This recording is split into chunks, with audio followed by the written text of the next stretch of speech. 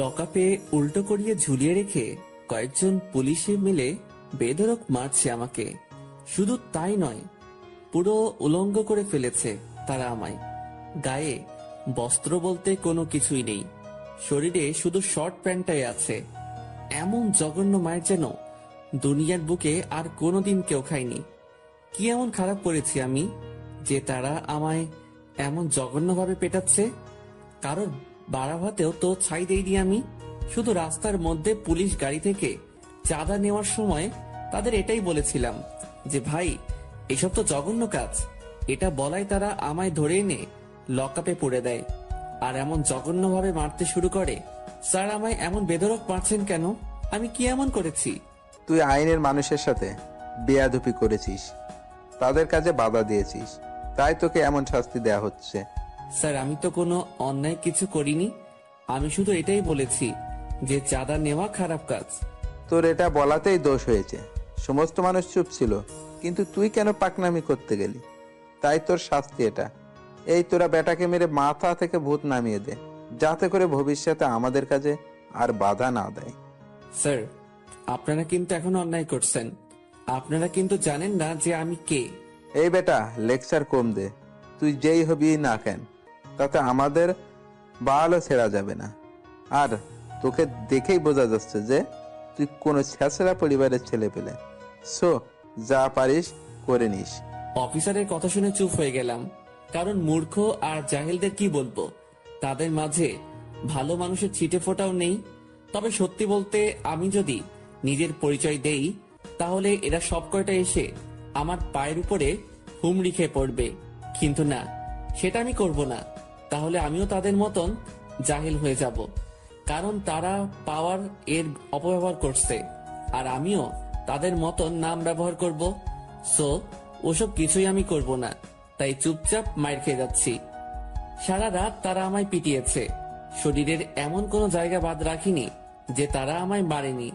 আমার পুরুষত্বের মধ্যে পর্যন্ত তারা আমায় আঘাত করেছে, আর সহ্য করতে না পেরে মা গো বলে চিৎকার দিয়ে জ্ঞান হারিয়ে ফেললাম।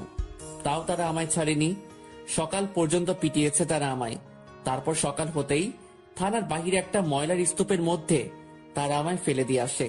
আমি জ্ঞান হারিয়ে সেখানেই পড়ে আছি। এদিকে কনকনে ঠান্ডা কুয়াশা কোলে পানির মতন চুইয়ে চুইয়ে পড়ছে। আমি যেন শীতে জমে পুরো বরফ হয়ে গেছি। কুয়াশার পানি চোখে মুখে পড়তেই আমার জ্ঞানটা ফিরে এলো। জ্ঞান ফিরতে নিজেকে আবিষ্কার করলাম ময়লার স্তূপের মধ্যে। খুব জঘন্য গন্ধ আসছিল ময়লার স্তূপ থেকে। গন্ধটা নাকে আসতেই পেটের ভিতরটা বলকাতে শুরু করলো। এখনই যেন বমি করে দিব, কিন্তু আফসোস, বমি করতে গিয়েও গলা দিয়ে কিছু বের হচ্ছে না, কারণ কাল থেকে পেটে কোনো দানা পানি পড়েনি। কোনো মতে সেখান থেকে উঠে বাসার দিকে রওনা হলাম। শরীরের সমস্ত অঙ্গ প্রত্যঙ্গে জখম হয়ে আছে, ঠিকঠাক মতন হাঁটতেও পারছিলাম না। তাও খুঁড়িয়ে খুঁড়িয়ে বাসায় চলে গেলাম। বাসায় পৌঁছে এই শীতের মধ্যে আবার গোসল করলাম, কারণ একটু পর আমার কলেজে যেতে হবে। গতকালে অ্যাডমিশন নিয়েছি নতুন কলেজে, বাট শহরে এসেছি আজ 2 দিন হবে। এসেই এক ফ্রেন্ডের মাধ্যমে বাসা ঠিক করে সেখানে উঠেছি। তারপর গোসল করে হালকা কিছু নাস্তা পানি করে একটা ব্যথার ওষুধ খেয়ে নিলাম। তারপর কলেজের উদ্দেশ্যে রওনা হলাম। শরীরটা যেন চলতেই চাইছে না। রাস্তা দিয়ে হাঁটার সময় মাতালের মতন রাস্তার এপাশ ওপাশ চক্কর খাচ্ছিলাম। সুস্থ স্বাভাবিক মানুষের মতন হাঁটতে পারছিলাম না। তাও কোনোভাবে কলেজে পৌঁছে গেলাম। কলেজে পৌঁছে সোজা ঢুকে গেলাম কলেজের ভিতরে। ঠিক তখনই কেউ একজন পেছন থেকে শার্টের কলার ধরে সজোরে এক টান মারল। একে তো শরীরটা দুর্বল, তার উপরে কেউ আবার নিজের শরীরের জোর খাটিয়েছে আমার উপরে। নিজেকে আর সামনে রাখতে পারলাম না, ধ্রাম করে গিয়ে মাটির উপরে আছড়ে পড়লাম। আমি মানুষটার দিকে হা করে তাকিয়ে আছি। এই বেটা, এভাবে তাকিয়ে আছিস কেন? হ্যাঁ, মানুষজন কি তোর চোখে লাগে না? ভাই, আমি কি করেছি? তুই যে কলেজে এসে সোজা ঢুকে গেলি, পিছন থেকে যে মায়া তোকে ডাক দিয়েছে সেই দিকে কি তোর কোনো খেয়াল নেই? ভাই, আমি শুনতে পাইনি। তাই আমিও তোকে সিস্টেম দিয়েছি। হয়েছে, যা এবার মায়ের কাছে যা, সে তোকে ডাকছে, কি বলে গিয়ে শুনে আয়। ছেলেটা একটা মেয়ের দিকে আঙুল ইশারা করে দেখিয়ে দিল। সেখানে অনেক কয়টা মেয়ে দাঁড়িয়ে আছে। আমি আর কথা না বাড়িয়ে মাটি থেকে উঠে মেয়েটার দিকে চলে গেলাম। আমি জানি মেয়েগুলো আমায় কেন ডেকেছে। মেয়েগুলোর সামনে গিয়ে চুপচাপ দাঁড়িয়ে আছি। তখনই একটা মেয়ে উচ্চ আওয়াজে বলে উঠল, আই ছোট লোকের বাচ্চা, তোকে যে ডাক দিয়েছি সেটা কি তোর কানে যায়নি? আমি ডাকার পরও কি করে তুই চলে গেলি?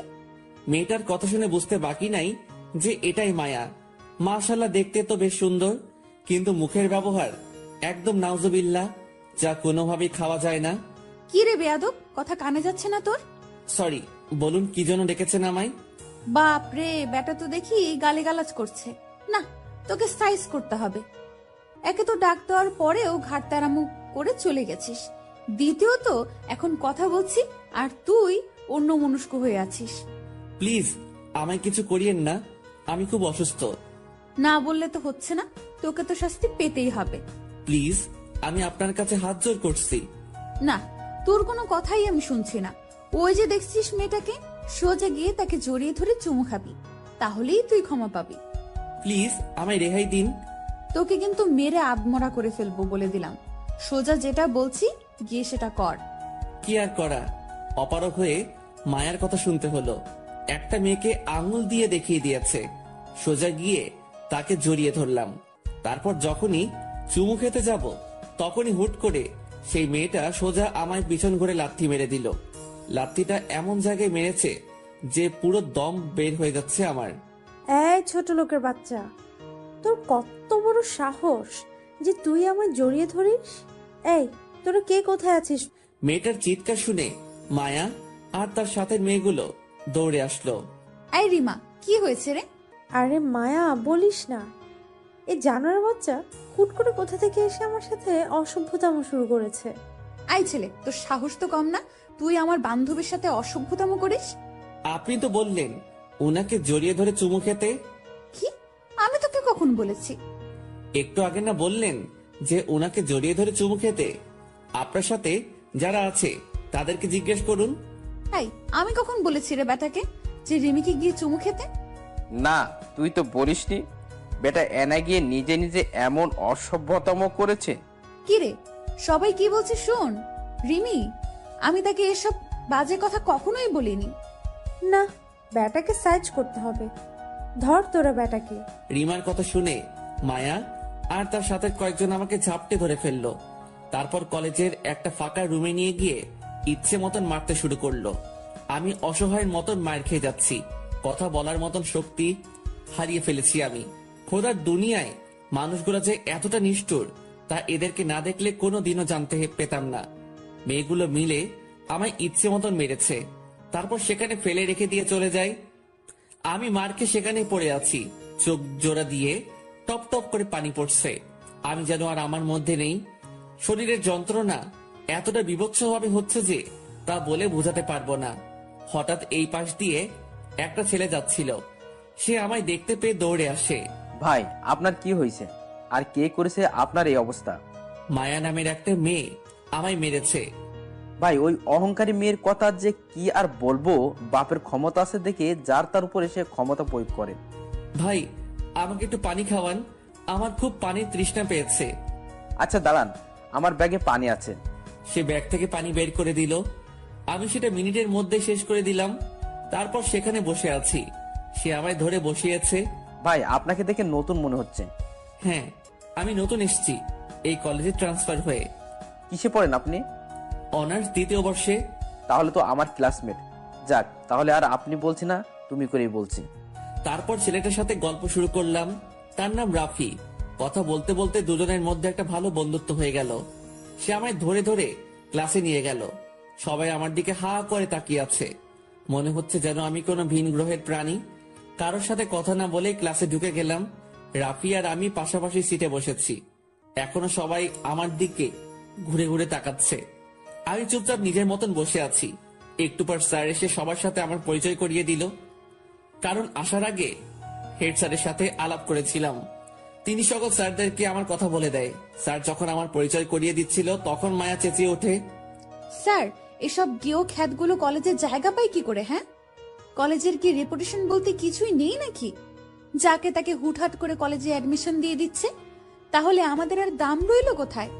মায়া সে গেও খ্যাত ঠিক আছে, কিন্তু একটা জিনিস মাথায় রেখো, সেও মানুষ, তারও তোমাদের মতো শখ আহ্লাদ আছে, তাই সে এই কলেজে অ্যাডমিশন নিয়েছে। স্যার, সে মানুষ কি জানো, আর সেটা তাকে দেখেই বোঝা যাচ্ছে। তবে একটা কথা বলি, কলেজের মান সম্মান দিন দিন ধুলোয় মিশে যাচ্ছে, আর স্যারদের রুচিরও পতন ঘটছে। আওরা জাওরাকে কলেজে অ্যাডমিশন দিয়ে নাম খারাপ করছেন আপনারা। মায়া সে না হয় করছি, কিন্তু মাথায় রেখো একটা কথা, কোনো মানুষকে পোশাক দিয়ে জাজমেন্ট করা ঠিক না। হতে পারে সে এমন কেউ যার পায়ের সামনেও তুমি যেতে পারবে না। স্যার, নিজের লিমিটে থাকেন। কোথাকার কোন খ্যাত গেওর সাথে আপনি আমার তুলনা করছেন? হ্যাঁ, আপনার মাথা কি নষ্ট হয়ে গিয়েছে নাকি?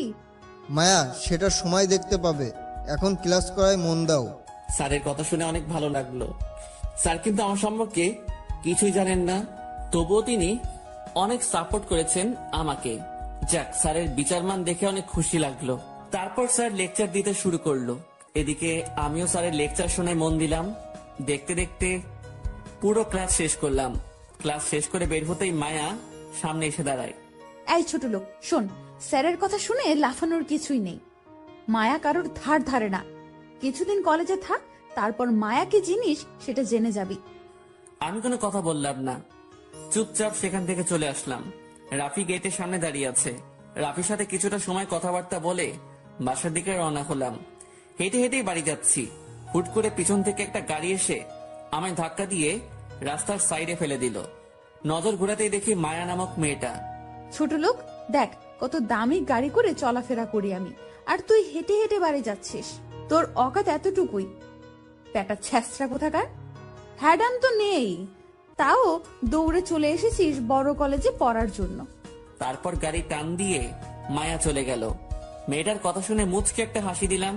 হায় রে অহংকার, বাপের টাকায় এত অহংকারী করিস, তোরা যে মানুষকে মানুষ মনে হয় না। এত অহংকার কোথা থেকে যে আসে তোদের আল্লাহ জানে। আর কি বললি, ওকাত নেই আমার? শালার, আমি যেদিন ওকাত দেখাতে শুরু করব সেদিন তোরা সব কয়টা এসে আমার পা চাটবি কুকুরের মতন। ডেমো স্বরূপ একটা খেল দেখাচ্ছি। পকেট থেকে ফোনটা বের করে ড্রাইভারকে বললাম গাড়ি নিয়ে আসতে। এক ফোনে আমার সব কয়টা ড্রাইভার গাড়ি নিয়ে চলে এলো। এক এক গাড়ির জন্য এক এক ড্রাইভার রেখেছি আমি। সবাই এসে রাস্তার ধারে দাঁড়িয়ে আছে। আমি কোনো কথা না বলে ভেনেনোতে উঠে গেলাম। এ যেন দুনিয়ায় চলতি ফিরতি একটা জান্নাত। বেটা আমায় বড়লোকই দেখায়। এই বড়লোকের দুলালি মেয়ে, শুনে রাখ, যেদিন আমি দেমাগ দেখাতে শুরু করব সেদিন মাটি খুঁড়ে নিজেই সেটা নিজে নিজেকে দাফন দিয়ে দিবি। সেদিন শুধু কপালে হাত থেকে আফসোস করবি যে হায় আল্লাহ, কার সাথে ওকাত নিয়ে কথা বলেছিলাম আমি। সেদিনটা বেশি দেরি নয়, আসবে সময় আমার তরে। সেদিন ঘুরবি ভব ঘুরে। সেদিন ওকাত শুধু তুই নয়, দেখবে ওকাত দেশান্তরে। তারপর সেখান থেকে বাড়ি চলে এলাম। বাসায় এসে ফ্রেশ হয়ে খাবার খেয়ে নিলাম। কলেজ থেকে ফেরার পথে খাবার কিনে নিয়ে এসেছিলাম। খাবার খেয়ে বিছানায় গা এলিয়ে দিলাম। শুয়ে শুয়ে ভাবছি, এই দুনিয়ার মানুষগুলো কত নিষ্ঠুর। একটু টাকা পয়সার মালিক হলেই নিজের ভিতরে গরিমা নিয়ে আসে। মনে হয় যেন পুরো দুনিয়াটাই তার বাপের কেনা। কিন্তু সে এটা জানে না যে একটা সময় সমস্ত গরিমা তার ধুলোয় মিশে যাবে। শুয়ে শুয়ে এসব ভাবতে ভাবতে ঘুমিয়ে গেলাম। বিকাল বেলায় ঘুম ভাঙলো আম্মুর ফোন পেয়ে। বাবা কেমন আছিস তুই? আলহামদুলিল্লাহ মা, তুমি কেমন আছো? এই তো বাবা আছি কোনো রকম। ছেলে মেয়েকে ছাড়া কি ভালো থাকা যায় বল? মা, তোমার ছেলে মানুষ হতে এসেছে। নিজের সন্তানকে ভালো মানুষ হিসেবে দেখতে হলে যে একটু কষ্ট করতেই হবে তোমার। হ্যাঁ রে, সে তো আমি জানি। আচ্ছা বাদ দে এইসব কথা এখন। আচ্ছা বল, কলেজের প্রথম দিন কেমন কাটলো? ভালোই কেটেছে, তবে এখানেও মা অহংকারে খেলা চলে। তার মানে কেউ তোর সাথে অহংকারী দেখিয়েছে? না মা, তেমন কিছু না। আচ্ছা ছাড়ো ওসব কথা এখন। মা, আমি ফোন রাখলাম, পরে কথা হবে তোমার সাথে। এখন একটু বাইরে যাব ঘুরতে। আচ্ছা সাবধানে থাকিস বাবা। মায়ের সাথে কথা বলে ফোনটা রেখে দিলাম। এখন একটু বাইরে যাব। শহরটা কেমন সেটা এখনো ঘুরে দেখা হয়নি, তাই শহরটা দেখতে যাব। কিন্তু ভিতরে ভিতরে কেমন যেন একটা অস্থিরতা কাজ করছে। কারণ মা বাবাকে ছেড়ে এই প্রথম এত দূরে এসে থাকছি। যেখানে মায়ের হাত ছাড়া খাবারই খেতাম না, সেখানে এখন একা একটা শহরে বসবাস করছি। তবে যা করেছি ঠিকই করেছি, কারণ আমি মনে করি আরাম আয়েশাতে কখনো পড়ালেখা হয় না। আর হলেও সেটা সবার দ্বারা সম্ভব না। আমিও অসম্ভব কাতারের মানুষ, তাই নিজেকে বানাতে চলে এসেছি। তাছাড়া বাবার কড়া কথাগুলো এখনো মনের মধ্যে বাড়ি খাচ্ছে যে আমি কোনোদিনও মানুষ হতে পারবো না। তাই চ্যালেঞ্জ নিয়ে বেরিয়ে গেলাম ঘর ছেড়ে। যাক, দেখি কপালে কি লেখা আছে আমার। গায়ে শার্ট লাগিয়ে ঘুরতে বের হয়ে গেলাম। শহরের অলি গলি কিছু চিনি না, তাই রাফিকে ফোন করেছি আমায় নিয়ে শহরটা একটু ঘুরিয়ে দেখার জন্য। সে কিছু সময়ের মধ্যে আসবে বলেছে। আমি রেডি হয়ে বসে আছি রাফির অপেক্ষায়। মোটামুটি বেশ ভালোই ছেলেটা। প্রথম দিনই আমার সাথে মিশে গিয়েছে পুরো। অনেকটা সময় বসে আছি, সে এখনো আসছে না। অপেক্ষার প্রহর যেন সবচাইতে বিরক্তিকর একটা জিনিস। কি করব, এখনো যে সে আসছে না। না চলেন, এই সময়ের মাঝে আমরা পরিচিত হয়ে নেই। আমি আকাশ, বরাবরের মতন আছি আপনাদের সাথে। গল্পের মাঝে তো অনেক কিছুই জেনে নিলেন। তাছাড়া পরিবার বলতে বাবা মা আর একটা 9 বছরের ছোট বোন আছে বাসায়, তাদের ছেড়ে চলে এসেছি। বাকি সমস্ত কিছু গল্পের সাথে থাকলেই জানতে পারবেন। রাফি এখনো আসছে না। আধ ঘন্টা পর সে আমায় ফোন দিল। কিরে রাফি, কোথায় তুমি? আরে রাস্তায় জ্যাম লেগে গিয়েছিল, তাই একটু লেট হয়ে গেছে। তুমি চলে এসো সিএনজি স্টেশনে। আচ্ছা। তারপর বাসা তালা লাগিয়ে বের হয়ে গেলাম। বের হয়ে সোজা সিএনজি স্টেশনে চলে গেলাম। সেখানে রাফি অপেক্ষা করছে আমার জন্য। সেখানে গিয়ে রাফির সাথে একত্রে হয়ে ঘুরতে চলে গেলাম। শহরের অনেক কয়টা জায়গা ঘুরেছি একদিনে। সবকিছু দেখে আইডিয়া হয়ে গেল যে শহরটা খুব অহংকারী। এই শহরে বাঁচতে হলে টাকা প্লাস পাওয়ার চাই। তবে আমার এসবে কোনো ইন্টারেস্ট নেই। আমি আমার মতো সময় পার করে দিব কোনোভাবে। অনেকটা সময় ঘোরাঘুরি করলাম রাফির সাথে। তারপর রাতে খাবার খেয়ে বাসায় চলে আসলাম। শরীরটা পুরো ক্লান্ত হয়ে আছে। একদিকে ঘোরাঘুরি, অন্যদিকে মায়া আর পুলিশের মাইর, সবকিছু যেন একসাথে এফেক্ট করছে। রাতের বেলায় ভয়ানক একটা জ্বর চলে আসলো। সারা শরীর ছেড়ে দিয়েছে আমার। কি করব বুঝে উঠতে পারছি না। আশেপাশে কেউ নেই যে ডাক দিয়ে বলবো আমায় একটু ওষুধ এনে দিতে। সেইভাবেই ঘুমিয়ে পড়লাম। সকালবেলায় ঘুম থেকে উঠে দেখি এখনো সারা শরীরে জ্বর, তবে রাতের তুলনায় একটু কম। এদিকে কলেজের সময় হয়ে এসেছে। তাড়াতাড়ি ফ্রেশ হয়ে কিছু খেয়ে দিয়ে কলেজের উদ্দেশ্যে রওনা হলাম। ইচ্ছে করছিল আজ কলেজে না যেতে, কিন্তু আমি তো যাবই, কারণ এমন জ্বর টরকে পাত্তা দিলে আমার আর মানুষ হওয়া হবে না। আর সংগ্রাম করতে যেহেতু নেমেই পড়েছি, সেখানে এমন টুকিটাকি বাধা আসবেই। সেসব গায়ে মাখলে কোনোদিন আর সাফল্য হাসিল করতে হবে না আমার। কলেজে পৌঁছে গিয়েছি। কলেজের গেট দিয়ে ঢুকবো, তখনই দেখি মায়া কলেজের গেটে দাঁড়িয়ে আছে। আমি তার দিকে না তাকিয়ে সোজা ভিতরে ঢুকে যেতে ধরলাম, কিন্তু সেটা তার সহ্য হলো না। সে আমায় ল্যাং মেরে মাটিতে ফেলে দিল। তাও কিছু বললাম না। মাটি থেকে উঠে সোজা হাঁটা ধরলাম। মায়া তখনই পেছন থেকে ডাক দিল, এই ছোট লোক, তোকে আমি ল্যাং মেরে ফেলে দিলাম, কিন্তু তুই কিছু বললি না যে? আমি আর কি বলবো, আপনার ইচ্ছে হয়েছে তাই আপনি আমায় ল্যাং মেরেছেন। এতে কিছু বলতে গেলেও তো আপনি আমায় শাস্তি দিবেন।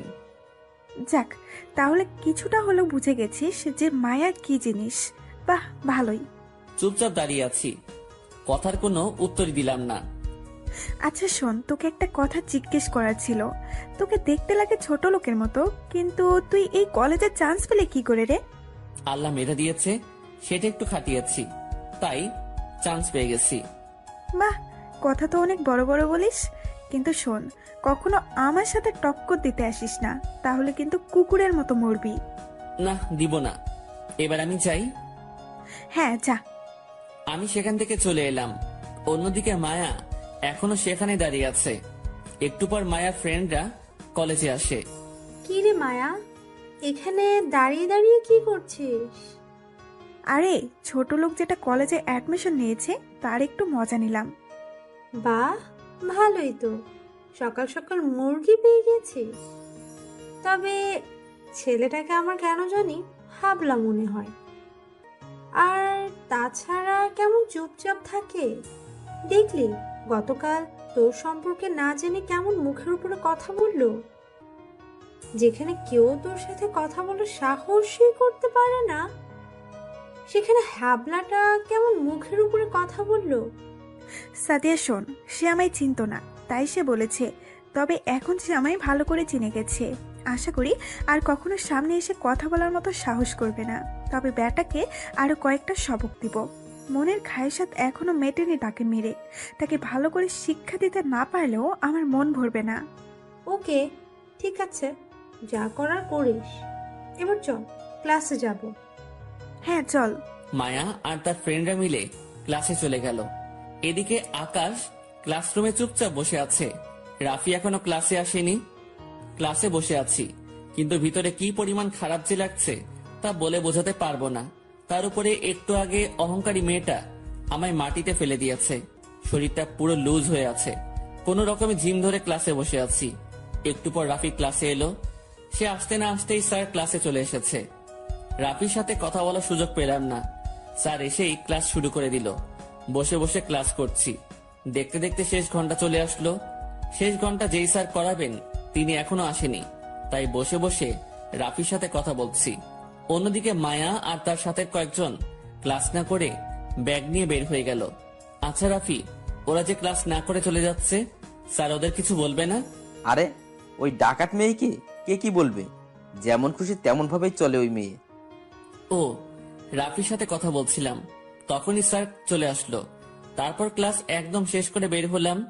বের হতেই দেখি মায়া আর তার ফ্রেন্ডরা মিলে কলেজের পাশে দাঁড়িয়ে দাঁড়িয়ে আড্ডা দিচ্ছে।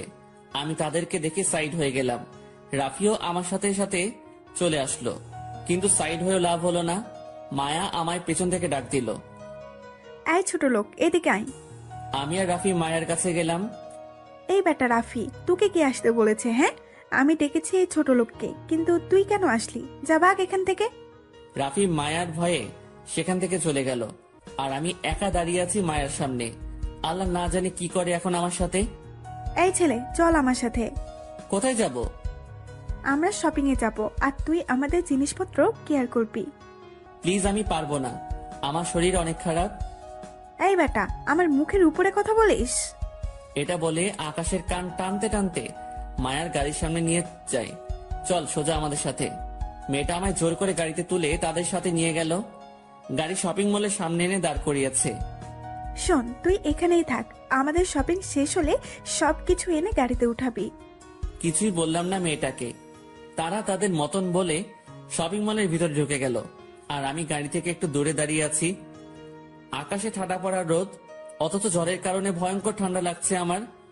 সকালে কলেজে আসার সময় একটা মাফলার গলায় পেঁচিয়ে নিয়ে এসেছিলাম। সেটা ব্যাগ থেকে বের করে নাক, গলা, কান সব ঢেকে ফেললাম। শুধু চোখ আর মুখের কিছুটা অংশ দেখা যাচ্ছে। আধা ঘন্টা যাবত একটা জায়গায় দাঁড়িয়ে আছি। তারা শপিং মলের ভিতরে কি করছে কে জানে। হঠাৎই দেখি শপিং মলের দিকে একদল ছেলে পেলে এগিয়ে আসছে। ছেলেগুলোকে দেখেই বোঝা যাচ্ছে যে তারা উশৃঙ্খল ছেলে পেলে। তারা এসে শপিং মলের সামনে দাঁড়িয়ে দাঁড়িয়ে আড্ডা মারছে।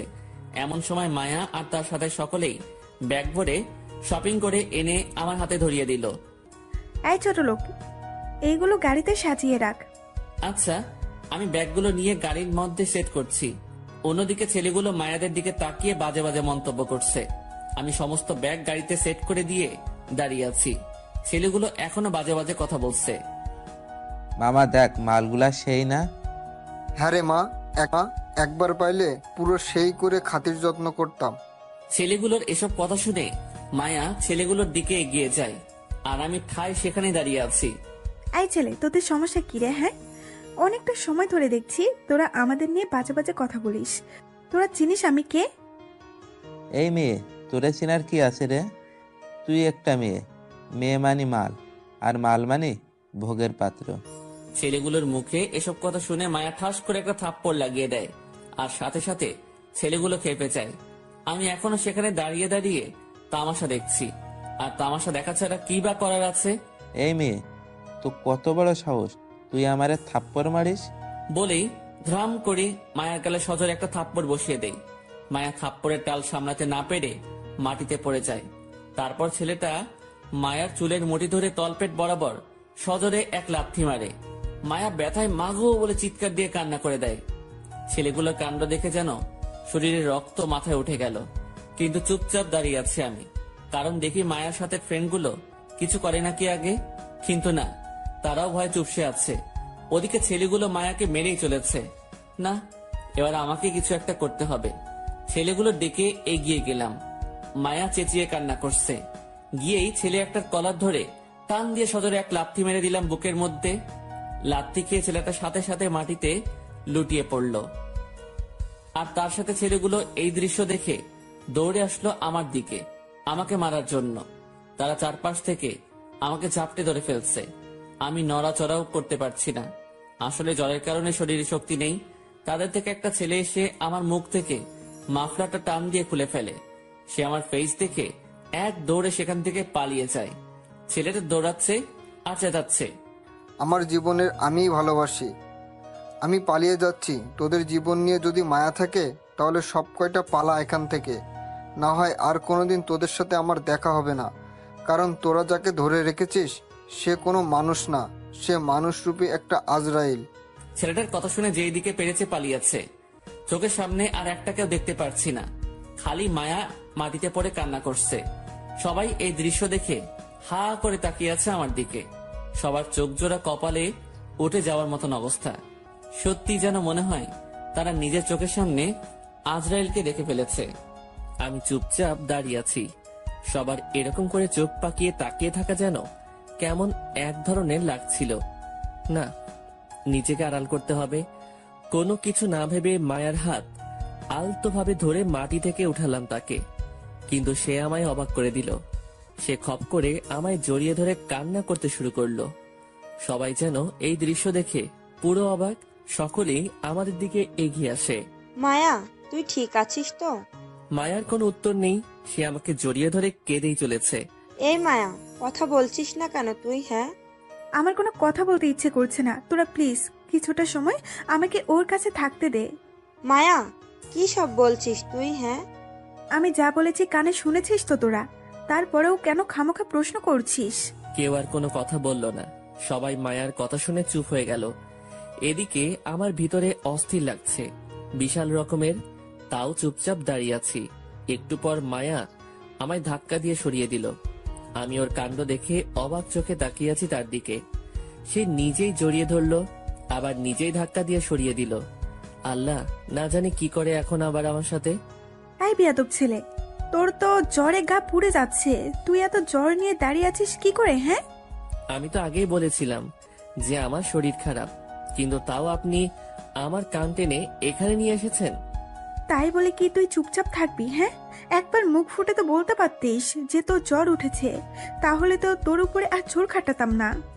ও মা, মেয়েটার কথা বলার ধরন পুরো পরিবর্তন হয়ে গেল কি করে? যেই মেয়ে আমাকে ইচ্ছে মতন মেরেছে সেই মেয়ে এখন নরম ভাষায় কথা বলছে। কিরে, কথা বলছিস না কেন? আসলে এমনিতেই বলিনি। আচ্ছা থাক, হয়েছে যা হবার। এবার চল তুই আমার সাথে, তোকে ডক্টরের কাছে নিয়ে যাব। মায়ার কথা শুনে তার ফ্রেন্ড একজন বলে ওঠে, এই ছেলে, তোর শরীরে কি জ্বর অনেক বেশি? দেখি তো একটু। বলেই আকাশের কপালে হাত দেয়। কিন্তু মায়া ঝাটকি দিয়ে মেয়েটার হাত সরিয়ে দেয়।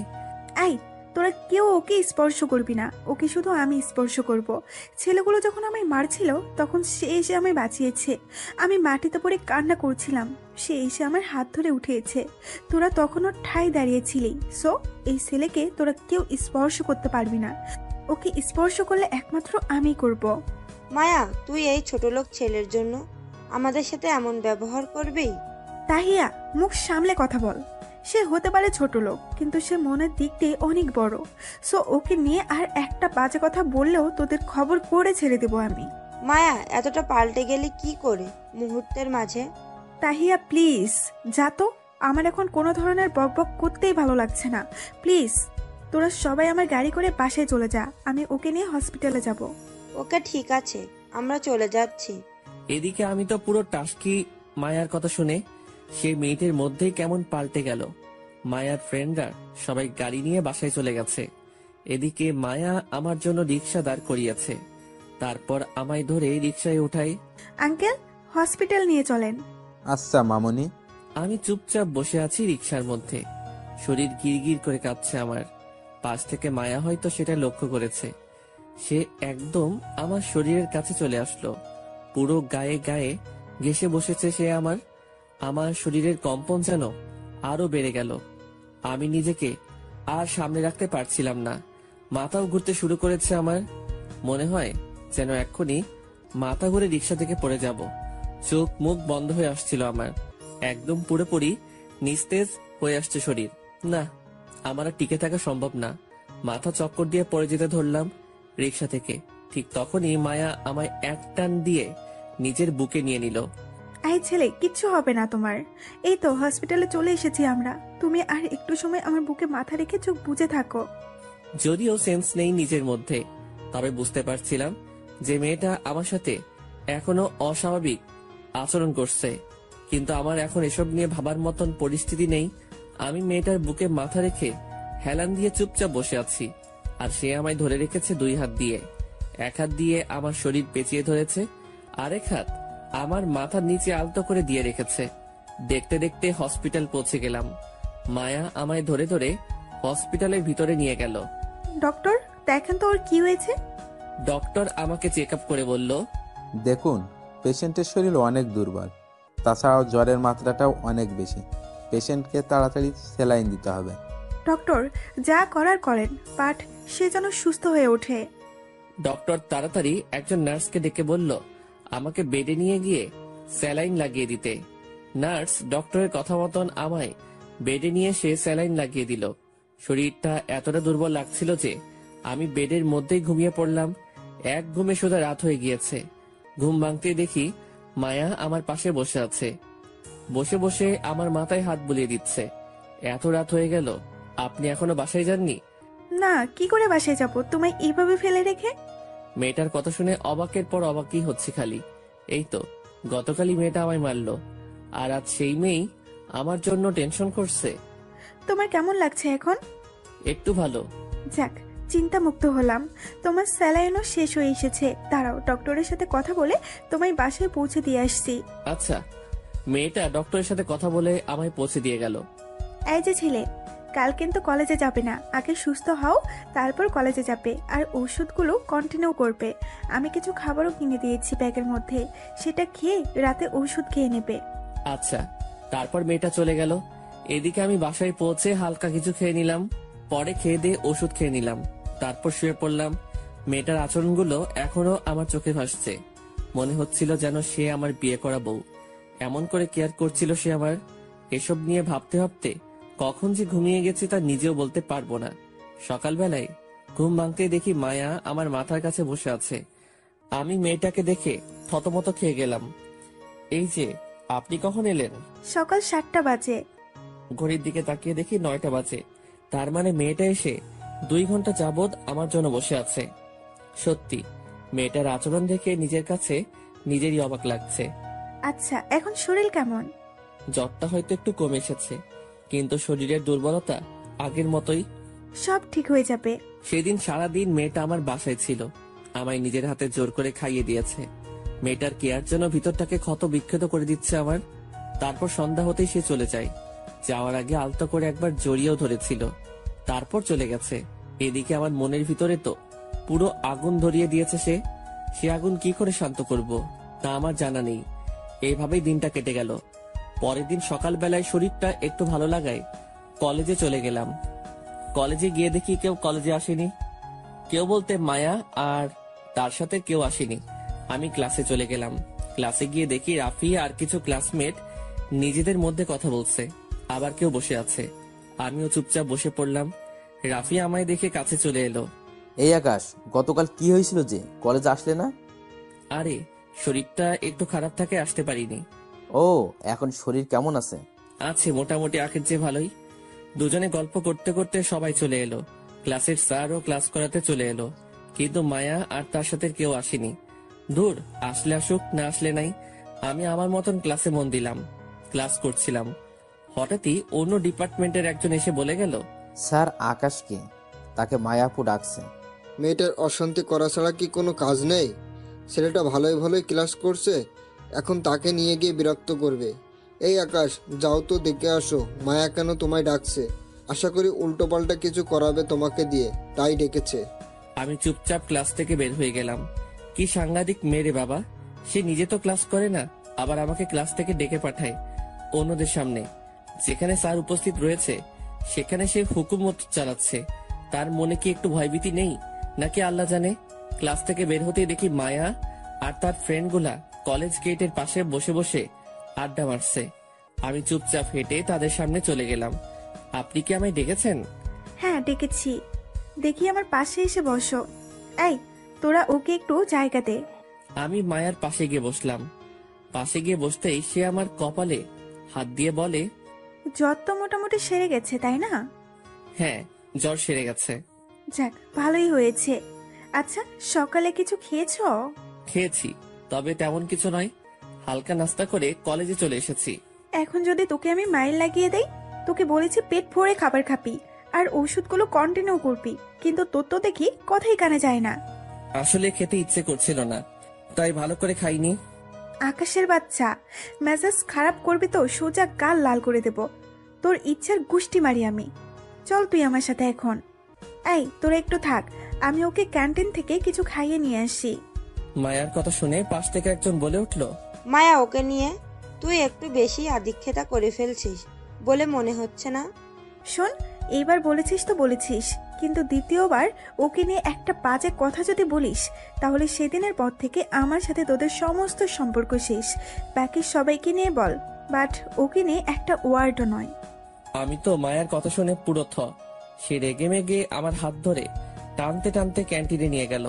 তারপর নাস্তা অর্ডার করে নিজের হাতে খাইয়ে দিল আমায়। আমার ভিতরে যে কি রকমের ঘূর্ণিঝড় বইছে মায়ার কর্মকাণ্ড দেখে তা বলার মতো নয়। তারপর সে আমায় খাইয়ে দিয়ে নিজেই বিল পে করলো। পরে আবার তার সাথে করে নিয়ে এলো। সেম জায়গায় এসে বসেছে আবার। আচ্ছা, আমার কি আর কোনো কাজ আছে এখন? না হয় ক্লাসে যেতাম। না, এখন ক্লাসে যেতে হবে না তোর। এই ঘন্টা শেষ হোক, তারপর ক্লাসে চলে যাস। এখন আমার পাশে বসে থাক। কি আর করা, মায়ার পাশে চুপচাপ বসে আছি। সে তার বন্ধুদের সাথে আড্ডা দিচ্ছে। একটু পর ঘড়ি দেখে সে আমায় নিজেই বলল, এই যে ঘন্টা শেষ হয়েছে, যা এবার সোজা ক্লাসে চলে যা, গিয়ে ক্লাস কর। আচ্ছা। তারপর সেখান থেকে উঠে ক্লাসের দিকে হাঁটা দিলাম। কিন্তু হঠাৎ এই মাঝপথে আমার পুরনো ফ্রেন্ড নাদিয়ার সাথে দেখা হলো। এই আকাশ, তুই এখানে? আমারও তো সেম প্রশ্ন, তুই এখানে? আরে আমি তো এই কলেজেই পড়ি, কিন্তু তুই এখানে কি করছিস? আরে আমিও তো কিছুদিন আগে এই কলেজে অ্যাডমিশন নিয়েছি। কি সত্যি? হ্যাঁ রে। যা, ভালোই হয়েছে। এখন থেকে তো তোর সাথে আড্ডা দেওয়া যাবে। বহুদিন পর পুরনো কোনো ফ্রেন্ডের সাথে একত্রে হলাম, কিন্তু আফসোস তুই হয়তো অন্য ডিপার্টমেন্টের। হ্যাঁ। আচ্ছা শোন একটা কথা, আমার বিষয়ে কাউকে কিছুই বলিস না, কেমন? কিন্তু কেন? প্লিজ বলিস না, কারণটা পরে না হয় একদিন জানতে পারবি। আচ্ছা ঠিক আছে, বলবো না। এবার আমি ক্লাসে যাই, পরে কথা হবে। আচ্ছা যা, তোদের তো আবার এখন ক্লাস চলছে। হ্যাঁ। তারপর নাদিয়ার সাথে কথা বলে ক্লাসে চলে এলাম। ক্লাসে এসে সোজা নিজের জায়গায় বসে গেলাম। রাফি আমার পাশের সিটেই বসেছে। সে আমায় ছোট্ট করে ডাক দিয়ে বলল, কিরে, কেন ডেকেছে দেমাগি মেয়েটা তোমায়? এমনি খোঁজ খবর নিতে ডেকেছে। মানে কি বললে বুঝলাম না। আরে বাদ দাও, ক্লাস শেষে বলবো। তারপর ক্লাসে মন দিলাম। তারপর দেখতে দেখতে ক্লাসের পুরো সময়টা পার হয়ে গেল। ক্লাস ছুটি হয়েছে। আমি ব্যাগটা কাঁধে নিয়ে রাফির সাথে বের হয়ে গেলাম। ক্লাসরুম থেকে বের হতেই দেখি মায়া ক্লাসরুম থেকে একটু দূরে দাঁড়িয়ে আছে। সে আমার দিকে ভয়ানক দৃষ্টিতে তাকিয়ে আছে। মায়া আমাকে দেখতে পেয়ে দৌড়ে এসে আমার কলার ধরে টানতে টানতে খোলা মাঠে নিয়ে গেল। তারপর সবার সামনে ঠাস ঠাস করে দুই গালে কয়েকটা থাপ্পড় বসিয়ে দিল। মেয়েটার কর্মকাণ্ড দেখে পুরো থ হয়ে দাঁড়িয়ে আছি। থাপ্পড় খেয়ে যেন আমার পুরো দুনিয়াদারি গোল গোল করে ঘুরছে। আমি যেন আর নিজের মধ্যে নেই। আশেপাশে সকলেই আমার দিকে চোখ পাকিয়ে তাকিয়ে আছে। লজ্জায় মাটির দিকে তাকিয়ে আছি। মান সম্মান একদম ধুলোয় মিশিয়ে দিল সে আমার। আই খবিস, সমস্যা কি তোর? হ্যাঁ, আমার তো কোনো সমস্যা নেই। তোকে তখন আমি কি বলেছিলাম যে সোজা ক্লাসে যাবি, কিন্তু ক্লাসে না গিয়ে অন্য মেয়ের সাথে কিসের ইটিস পিটিস করছিলি? হ্যাঁ, কি পাকনা গজিয়ে গেছে তোর? থাপ্পড় মারার কাহিনী তাহলে এত সময় বুঝলাম। আরে মেয়েটা তো আমার পরিচিত, বলতে গিয়ে থেমে গেলাম। না, ওকে কিছু বলা যাবে না, তাহলে অনেক কিছু সামনে চলে আসবে আর সিন ক্রিয়েটও হতে পারে। কি রে, কথা বলিস না কেন তুই? ওই মেয়ের সাথে কিসের কি তোর? তোকে সুন্দর করে খাইয়ে দাইয়ে বললাম ক্লাসে চলে যেতে, কিন্তু বান্দরের বাচ্চা তুই ক্লাসে না গিয়ে ইটিস পিটিস করিস। হ্যাঁ, সরি, আমার ভুল হয়ে গেছে, আর কখনো এমন ভুল হবে না। তোর ভুলের গুষ্টি মারি, দাঁড়া তোর ব্যবস্থা করছি, চল তুই আমার সাথে। মায়া আমার কলার ধরে আবার টানতে টানতে একটা নির্জন জায়গায় নিয়ে গেল। আমি ছাগলের মতন করে তার সাথে চুপচাপ চলে গেলাম। এবার তোকে কি করব বল, আমার চরম রাগ উঠেছে তোর উপরে। তুই কি জানিস না হ্যাঁ, যে কলেজের সব খবর মায়ের কানে চলে আসে। সত্যি আমি বুঝতে পারিনি যে আপনি ওর সাথে কথা বলাই রেগে যাবেন। প্লিজ এবারের মতন মাফ করে দিন।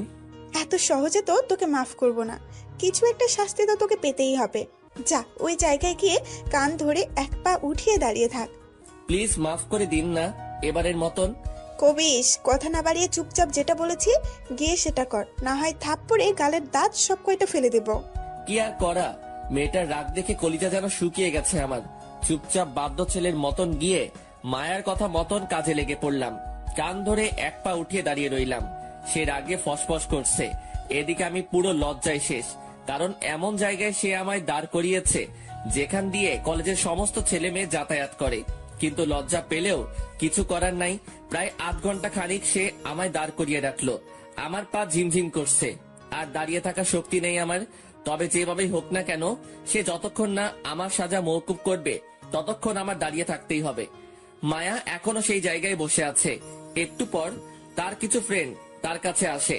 কি রে মায়া, কি শুরু করেছিস তুই? হ্যাঁ, ওই ছোট লোক ছেলেটা অন্য মেয়ের সাথে কথা বলছে দেখে তোর কেন এত গায়ে জ্বালা করছে বলতো? তাহিয়া, মুখে লাগাম দিবি নাকি থাপ্পড় লাগিয়ে দেবো তোকে?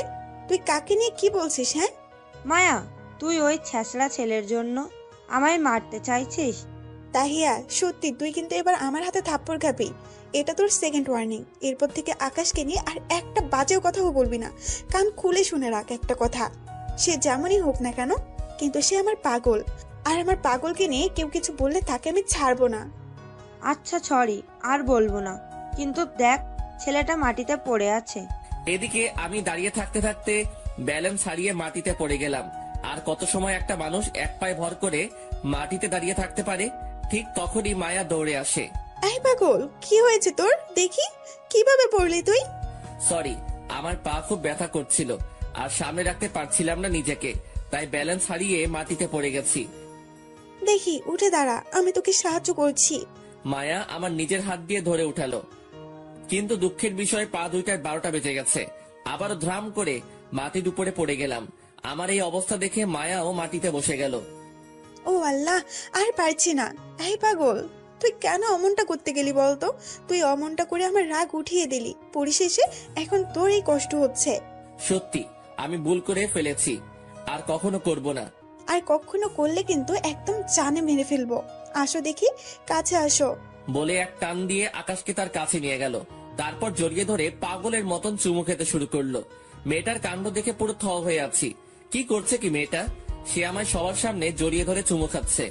শোন, তুই আমার পাগল, অন্য কোনো মেয়ের দিকে যেন তোর নজর না যায়।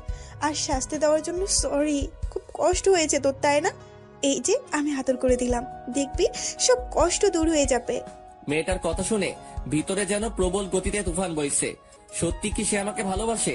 তার কথার ইঙ্গিত তো সেরকমটাই করছে। না, একটু শিওর হওয়া দরকার। আচ্ছা, একটা কথা বলি আপনাকে। হ্যাঁ বল। আমি কি আপনার কপালে একটা চুমু খেতে পারি? এই পাগল ছেলে, সেটার জন্য কি আবার অনুমতি লাগবে নাকি? হ্যাঁ, তোর যেখানে ইচ্ছে হয় তুই চুমু খা। এবার পুরো থরথর করে কাঁপতে শুরু করলাম। কিন্তু চুমু তো আমি খাবই, কারণ সে আমার মনে জায়গা করে নিয়েছে। দাঁত মুখ খিচে একটা চুমু বসিয়ে দিলাম মায়ার গালে। সে আমায় আরো শক্ত করে জড়িয়ে ধরলো। মায়ার সাথেই সকলেই তো অবাক। এই তোরা কি খেলার মাঠে এভাবে রোমাঞ্চ করবি? আরে ধুর না, আমার পাগলটা একটু চুমু খেতে চেয়েছে আমায়, তাই একটু চুমু খেতে দিয়েছি। ওর চুমু খাওয়া শেষ হলে চল বাড়ি যাব। হ্যাঁ চল।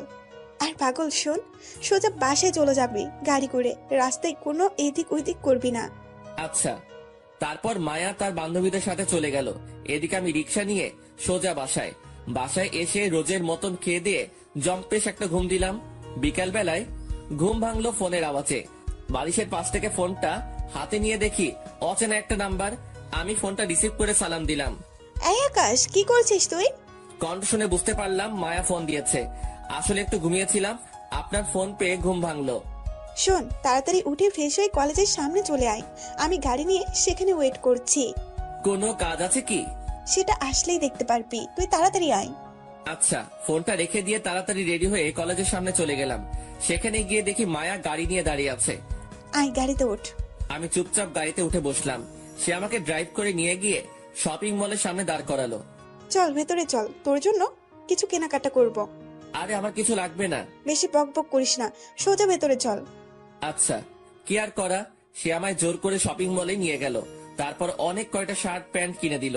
কেনাকাটা শেষ করে রেস্টুরেন্টেও নিয়ে গেল খাওয়ার জন্য। রাত বাজে 9টা। খাওয়া দাওয়া শেষ করে বাড়ি ফিরবো, তখনই হঠাৎ মাঝপথে ছিনতাইকারী আমাদের গাড়ি আটকায়। তারা মায়ার কাছ থেকে ব্যাগ কেড়ে নিতে চায়। মায়াও জোরাজোরি শুরু করে। সে কোনো মতেই তার ব্যাগ দিবে না। আমি গাড়ি থেকে নেমে তাদের আটকাতে গেলে পিছন থেকে কেউ একজন আমার পেটে ছুরি মেরে দেয়। তারপর তারা মায়ার ব্যাগ নিয়ে সেখান থেকে পালিয়ে যায়, আর আমি সাথে সাথে মাটিতে লুটে পড়লাম। এরপর আর কিছু মনে নেই।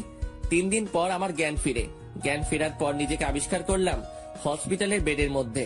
পাশ থেকে মায়া বসে ফুপিয়ে ফুপিয়ে কান্না করছে। সে আমার জ্ঞান ফিরেছে দেখতে পেয়ে, আয়, তুই ঠিক আছিস তো? হ্যাঁ ঠিক আছি, কিন্তু আপনি এভাবে কান্না করছেন কেন? কান্না করবো না তো কি করবো? হ্যাঁ, আজ 3 দিন পর তোর জ্ঞান ফিরেছে। মায়ার কথা শুনে থতমত খেয়ে গেলাম। কি বলছে? আমার 3 দিন পর জ্ঞান ফিরেছে? ইন্না লিল্লাহ। তার মানে আজ 3 দিন ধরে মেয়েটা আমার সাথে হসপিটালে। ও আল্লাহ, রক্ষা করো তুমি। আমার মাথা পুরো জ্যাম খেয়ে গেছে মেয়েটার কথা শুনে। প্লিজ আপনি শান্ত হন। আমি ঠিক আছি, আমার কিছুই হয়নি। তোর কত বড় চোট লেগেছে, তাও বলছিস তোর কিছু হয়নি? বান্দর ছেলে কোথাকার। আমার সত্যি কিছু হয়নি, একদম ঠিক আছি আমি। তাও মেয়েটা কান্না করে যাচ্ছে। অনেক কষ্টে বুঝিয়ে শুনিয়ে কান্না থামালাম। এইভাবে আরো 2 দিন কেটে গেল হসপিটালে। মেয়েটার সেবা যত্ন দেখে মনের ভিতরে একদম পাকাপোক্ত জায়গা করে নিয়েছে সে আমার দেখাশোনায় কোনো রকমে কমতি রাখিনি। সেদিন রাতে তার কিছু ফ্রেন্ড আমায় দেখতে আসে হসপিটালে। তারা দেখে অনেকটা আফসোস করে। মায়া থাক তুই, আমরা চলে যাচ্ছি, পরে আবার সময় করে আসবো নে। আচ্ছা চল, তোদের এগিয়ে দিয়ে আসি। আকাশ, তুমি শুয়ে থাকো, আমি তাদেরকে এগিয়ে দিয়ে আসি। আচ্ছা। মায়া তাদের এগিয়ে দিতে গেছে, আর আমি বেডের মধ্যে শুয়ে আছি। এভাবে ঘন্টাখানিক হয়ে গেছে, কিন্তু মায়া এখনো আসছে না। কিরে, মেয়েটা এখনো আসছে না কেন? এত সময় হয়ে গেল, তার তো এসে যাওয়ার কথা। সেই রাতে মায়া আর ফিরে আসলো না। মনের ভিতরে ভয় কাজ করতে শুরু করলো মায়ার জন্য। আল্লাহ জানে মেয়েটা না বলে কোথায় চলে গিয়েছে। তাও অপেক্ষা করতে লাগলাম। এভাবে আরো 2 দিন হয়ে গেল হসপিটালে, কিন্তু মায়া সেই যে গেছে আর ফিরে আসেনি। না, এবার যেন টেনশনের মাত্রা আরো বেড়ে গেল। হসপিটাল থেকে রিলিজ নিয়ে এই অসুস্থ শরীরেই মায়াকে খুঁজতে বের হয়ে গেলাম, কিন্তু কোথাও পেলাম না তাকে। চারদিকে খোঁজ লাগিয়েছে মায়ার, কিন্তু কেউ কোনো তথ্য দিতে পারলো না। তবে একজন বলল তাকে নাকি ডান্স বারে দেখে এসেছে একটু আগে। তাড়াতাড়ি ডান্স বারের ঠিকানা নিয়ে সেখানে চলে গেলাম, কিন্তু সেখানে গিয়েও পেলাম না। নিরাশ হয়ে বাসার দিকে ফিরে আসতে ধরলাম, কিন্তু হঠাৎ এই মাঝপথে মায়ার গাড়ি দেখতে পেলাম। মায়া আর তার কিছু ফ্রেন্ড পথের সাইডে গাড়ি দাঁড় করিয়ে আড্ডা মারছে। তাড়াতাড়ি মায়ার কাছে চলে গেলাম। গিয়ে দেখি মায়া হেসে হেসে আড্ডা মারছে। এই মায়া, আপনি আমায় হসপিটালে ফেলে রেখে কোথায় হারিয়ে গেলেন? আয়, তুই এখানে কি করিস? হ্যাঁ, আপনার খোঁজ করতে এসেছি। আপনি কি কাজটা ঠিক করলেন? আপনি আমায় হসপিটালে এভাবে ফেলে রেখে চলে আসলেন। ভালোবাসার মানুষকে কি এইভাবে কেউ ফেলে রেখে চলে আসে? আয় বেয়াদব, তোর মাথাটা কি খারাপ হয়ে গেছে নাকি? হ্যাঁ, যে তোকে নিয়ে সারাদিন আমি পড়ে থাকতে হবে? মায়া পড়ে থাকতে হবে না ঠিক, কিন্তু এভাবে ফেলে রাখলেও চলবে না, কারণ ভালোবাসার মানুষটাকে সব সময় আগলে রাখতে হয়। আয় ছোট লোক, কোন ছাতার ভালোবাসার কথা বলছিস? হ্যাঁ, আর তোকে কে ভালোবাসে? এভাবে বলছেন কেন? আপনি না আমায় ভালোবাসেন? ফালতু আলাপ একদম কমিয়ে কর। তোকে কোনো ভালো টালো বাসি না আমি। যে ছেলে নিজের রক্ষা নিজেই করতে পারে না, সে আবার আমার রক্ষা কিভাবে করবে? আমার বান্ধবীরা অনেক আগেই বলেছিল যে তুই আমাকে সামলে রাখার মুরাদ নেই, কিন্তু তারপর আমি তাদের কথা না শুনে তোকে ভালোবেসেছি। বাট পরিশেষে সবকিছু মিলিয়ে দেখলাম তুই আমার যোগ্যই না। সো যা এখান থেকে, আর আমাকে আমার মতো আড্ডা দিতে দে। আপনি এসব কি বলছেন? ধুর, তুই আসলে একটা প্যারা। আমি কি বলেছি সেটা তুই ভালো করেই শুনতে পেরেছিস, তাও কেন ফালতু মার্কা প্রশ্নগুলো করছিস জানোয়ার? আই, তোরা চল তো, এখানে থাকলে ছোট লোকটা মাথা খারাপ করে দিবে। তারপর মায়া আর তার ফ্রেন্ডরা গাড়ি টান দিয়ে চলে যায়। আমি মায়ার কথা শুনে ধ্রাম করে মাটিতে বসে গেলাম। ভালোবাসার মানুষটার কাছে এসব শুনবো তা কখনো আশা করিনি। পুরো দুনিয়াদারি যেন বেসাত হয়ে গিয়েছে আমার। মাটির উপরে বসে চোখের পানি ছেড়ে অঝরে কান্না করতে শুরু করলাম। চোখ দুটো যেন আজ নহরে পরিণত হয়ে গেছে। কান্না করতে করতে পুরো অজ্ঞানের মতন হয়ে গেলাম। পেটে বিশাল আকারের পেইন করছে, নিজেকে আর স্থির রাখতে পারলাম না। রাস্তার পাশে পাগলের মতন লুটে পড়লাম। মনে হচ্ছে যেন কোনো এক নৈশাক্ত পাগল নেশা করে রাস্তায় পড়ে আছে। ধীরে ধীরে চোখের পাতা দুটো মিলে গেল, আর আমি হারিয়ে গেলাম অজানা কোনো রাজ্যে। যখন চোখ খুললাম তখন নিজেকে আবিষ্কার করলাম বিছানায় শুয়ে আছি। আশেপাশে অনেক মানুষ গমগম করছে।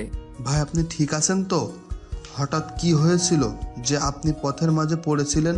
পরে আমরা আপনাকে ধরে মামার দোকানে নিয়ে আসলাম। আপনি এখন তার দোকানে শুয়ে আছেন। লোকটার কথা শুনে মায়ার কথা মনে পড়ল। মায়া আমায় ছেড়ে চলে গিয়েছিল। পরে আমি রোডের মাঝেই অজ্ঞান হয়ে পড়ি। কি হলো ভাই, কথা বলছেন না যে? আপনি ঠিক আছেন তো? হ্যাঁ ভাই, আমি ঠিক আছি। আর ধন্যবাদ আমাকে সাহায্য করার জন্য। ধন্যবাদ দেওয়ার কিছুই নেই। আমাদের দায়িত্ব ছিল আপনার পাশে দাঁড়ানো, আর আমরা সেটাই করছি। লোকগুলো সত্যি অনেক ভালো। তাদের সাথে কথাবার্তা বলে সেখান থেকে চলে এলাম। অনেক রাত হয়ে গিয়েছে। এই অসুস্থ শরীর নিয়েই বাসায় ফিরে গেলাম। লোকগুলো আমায় অনেকটা পথ এগিয়ে দিয়ে গেল। আমি বাসায় এসে সেভাবে শুয়ে পড়লাম। শুয়ে শুয়ে মায়ার কথা ভাবছি। মেয়েটা হুট করে আমার সাথে এমন পোল্টি খেলো কেন? সবকিছু তো ঠিকঠাকই ছিল না।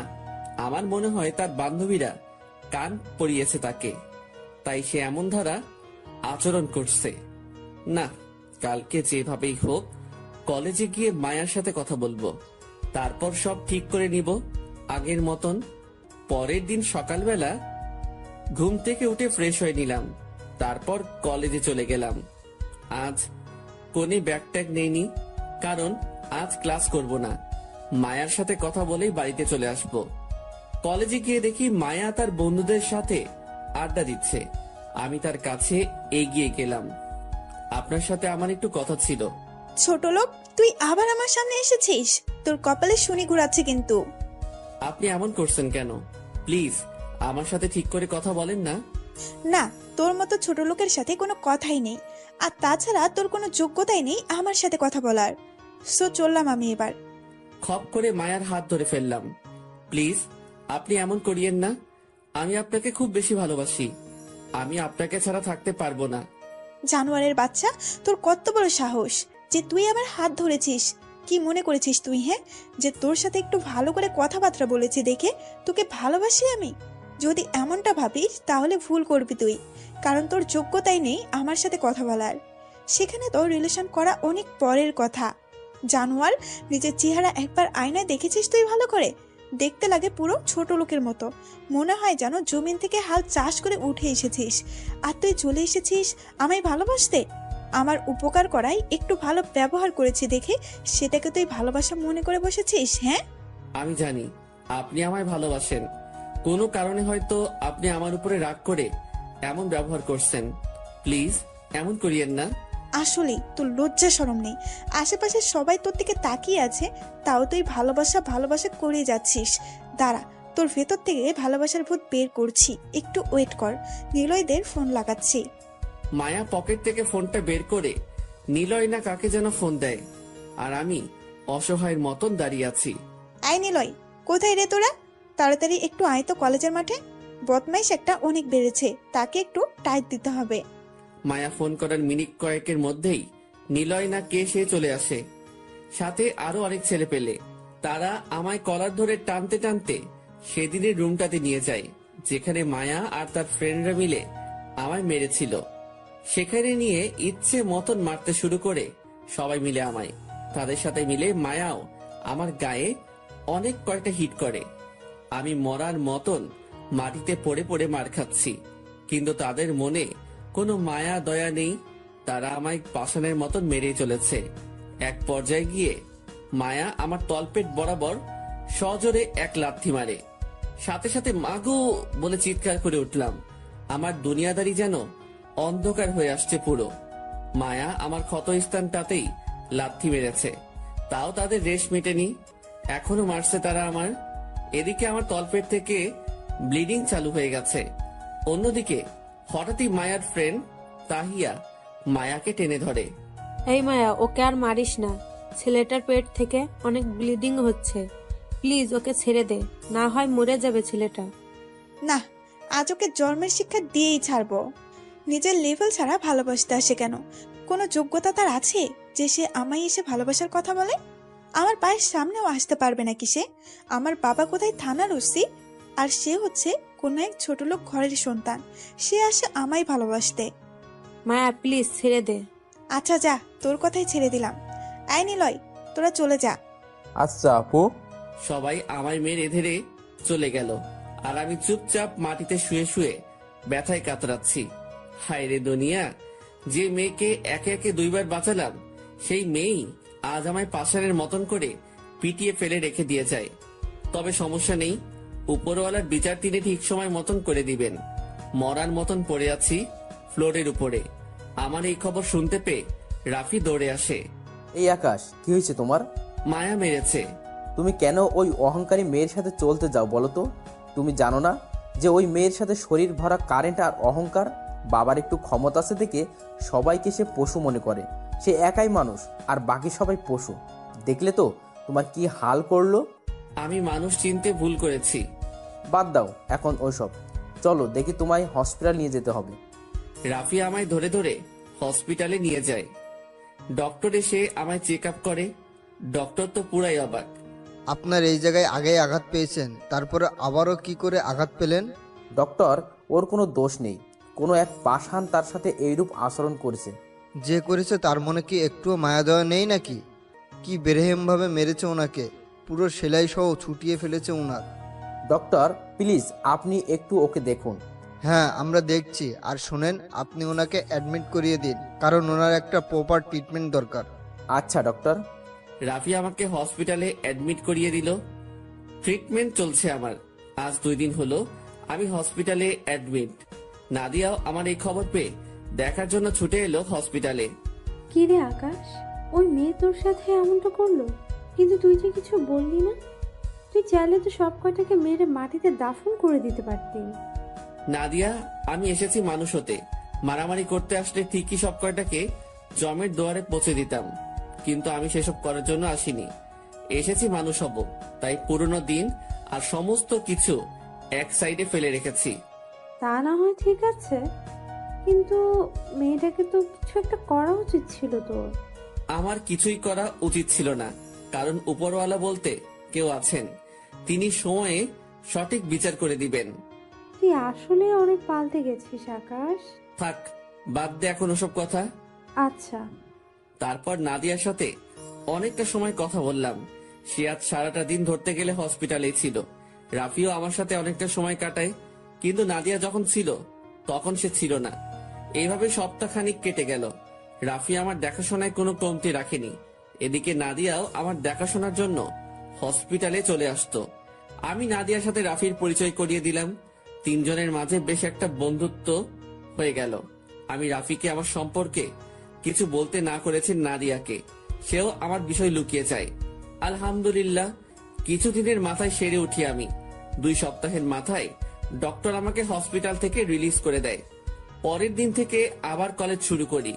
সুস্থ হয়ে প্রথম দিন কলেজে গিয়ে ক্লাস শেষ করি, কিন্তু মায়াকে আজ ক্লাসে দেখিনি। থাক, না আসলে না আসুক, মন থেকে সমস্ত কিছু মুছে ফেলেছি তাকে নিয়ে। ক্লাস শেষ করে আমি, রাফি আর নাদিয়া একত্রে হয়ে আড্ডা দিচ্ছিলাম। হঠাৎই পিছন থেকে মায়া এসে ডাক দেয়।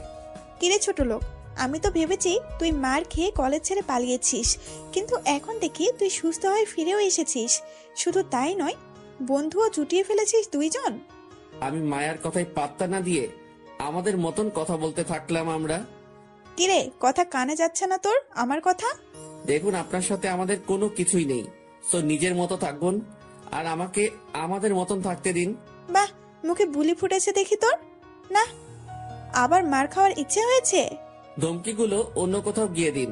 এখন আর আপনার ধমকি আমার উপরে কাজে আসবে না। সো চলে যান এখান থেকে। না, তোকে দেখছি আবার গেলাতে হবে। দাঁড়া, আবার তোকে টাইট দেওয়ার ব্যবস্থা করছি। সে ফোন করে সেদিনের ছেলেগুলোকে আবার ডেকে আনে। তখনই নাদিয়া তাদের সামনে রুখে দাঁড়ায়। আকাশের গায়ে যদি আর একটা টোকাও লাগে তাহলে কিন্তু সব কয়টার অবস্থা আমি খারাপ করে দিব। মাথায় রেখো, আমার বাবারও কিন্তু ক্ষমতা কম নেই। সব কয়টার পিঠের ছাল আমি তুলে দিব। নাদিয়ার কথা শুনে ছেলেগুলো ভয়ে চলে যায়, কিন্তু মায়া রেগে যায় নাদিয়ার উপরে। বেয়াদব মেয়ে, তুই আমায় আটকাতে আসছিস? শোনো মেয়ে, তোমার জাদু সবার উপরে খাটবে না। সো আমাকে এসব দেখাতে এসো না। এবার তো খালি হাত ধরলাম, পরের বার সেটা ভেঙে ফেলবো সোজা। তুই আমার মুখের উপরে কথা বলিস? দাঁড়া, বাবাকে বলে তোদের ব্যবস্থা করছি। মায়া রেগে মেগে সেখান থেকে চলে যায়। এদিকে নাদিয়ার কাণ্ড দেখে আমি তো হাসতে হাসতে পুরো শেষ। বাপরে বাপ, নাদিয়া তুইও দেখি অনেক ডেঞ্জারাস। তা একটু একটু হতে হয়, না হয় চলে না। অনেকটা সময় আড্ডা দিলাম এভাবে তিনজন মিলে। তারপর সেখান থেকে উঠে চলে এলাম বাসায় যাওয়ার জন্য। বাসার পথ ধরে হাঁটছি, হঠাৎই পুলিশের গাড়ি একটা সামনে দাঁড় করালো আমার। তারপর জোর করে ধরে থানায় নিয়ে গেল তারা আমাকে। না, এসব অত্যাচার আর সহ্য হয় না। আমি জায়গা বরাবর একটা মেসেজ করে দিয়েছি। তারা আমায় ধরে নিয়ে এসে লকআপে ঢুকিয়ে দিল। তারপর অফিসার একজন এসে আমায় বলছে, কি রে, ওসি স্যারের মেয়ের সাথে নাকি বেয়াদবি করেছিস তুই? তিনার মেয়ে আমাকে ফোন করেছে। সাহস অনেক বেড়েছে তোর। তোকে আজকে জন্মের মতো শিক্ষা দিয়ে ছাড়বো। এরপর আর কখনো স্যারের মেয়ের সাথে বেয়াদবি করার কথাও মাথায় আনবি না। অফিসারের কথা শুনে চরম হাসি আসছে। সে জানে না একটু পর কি ঘটতে চলেছে। স্যার, আপনি আমার কিছুই করতে পারবেন না, সেই শক্তি আপনার নেই। কি, তুই আমার সাথেও বেয়াদবি করছিস? না, তোর তো কিছু একটা করতেই হবে। বলে টেবিলের উপর থেকে রোলারটা নিয়ে আসে। তারপর সেটা দিয়ে আকাশকে মারতে ধরে।